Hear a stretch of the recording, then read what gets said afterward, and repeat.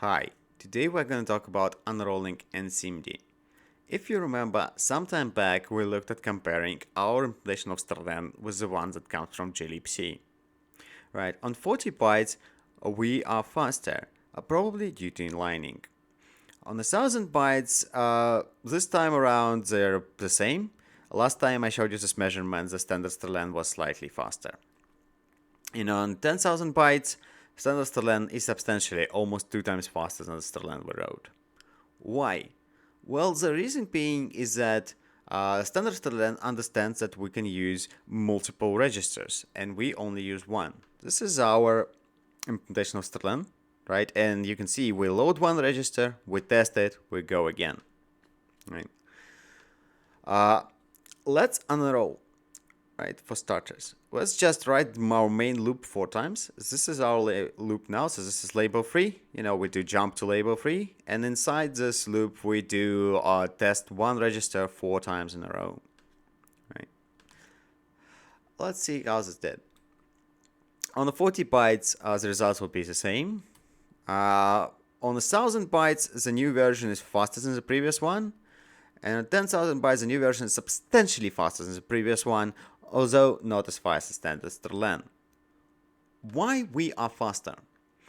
There, I didn't do any proper performance counters analysis or anything. I don't know how to do those things, so I'm gonna give my best answer based on hearsay. Right. So first of all, I suspect that branch predictor kicks in here very well, right, and that basically some of this testing can actually occur in parallel, hopefully. And the second thing is actually common between unrolling, is that if you have branch, right, and you don't take that branch, it's generally speaking going to be faster, right? So when or our previous strlen, right, on every 32 bytes we took a branch, right?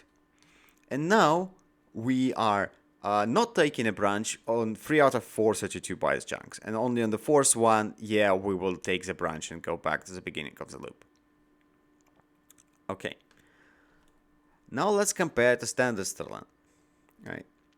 So standard strlen is slower on 1000 bytes and faster on 10,000 bytes. The reason it is faster on 10,000 bytes is because it utilizes multiple registers in a cleverer way than just writing out the same thing over and over again. The reason it is slower on 1,000 bytes, and this is, I believe it's real and it's consistent, is that the using registers in a cleverer way, right, requires you some extra overhead and some setup. So for strlen, actually, where the priority is really small sizes, I'm not sure I would have gone with the same solutions that they did. But for general purpose find, it's a really clever and neat idea that we should definitely use. Okay, so what do they do? Let's say we have 4 registers, and we're going to test all of them, and then we're going to do an OR, and then we're going to do another OR, and then we're going to do an ANY. Right, and this will tell us if there were any matches in those 4 registers. To be clear, this is 1, 2, 3, 4, maybe 5 cycles, like presuming that all the operations here can happen in one cycle due to instruction level parallelism. The overhead comes in from us needing to set up first reading 4 registers. Like, you cannot just read 4 registers, you need to set up for that. And B, that, okay, we did the ANY. There are some zeros. Like when we actually stop and we find something, we need to go and recheck and find out where the match was.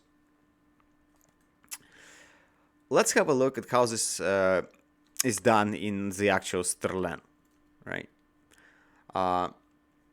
So, one second. This is our main loop here, right? They load 4 registers. And I said we're going to test all 4 registers for 0. However, they do a cleverer thing. They say, okay, the 0 is actually the minimum unsigned number. And so we're going to combine all registers with min and only then test for 0. This is a neat trick. Unfortunately, it's only usable for strlen. However, I did test it, and it didn't give any performance benefit on my machine, so I am good not implementing it. Anyways, this is how they do it. However, not to do this 4 registers thing, they need to do a setup to be able to read 4 registers. The way to do it is the same that we were doing. We were aligning for 1 register size to be able to read 1 register. They align for 4 register sizes, and they read 4 registers. Okay, we actually use the same technique in regular finds that has 2 boundaries, right? This is our main loop. We load 4 registers. We actually test them, right? Because we don't know that this is specifically 0.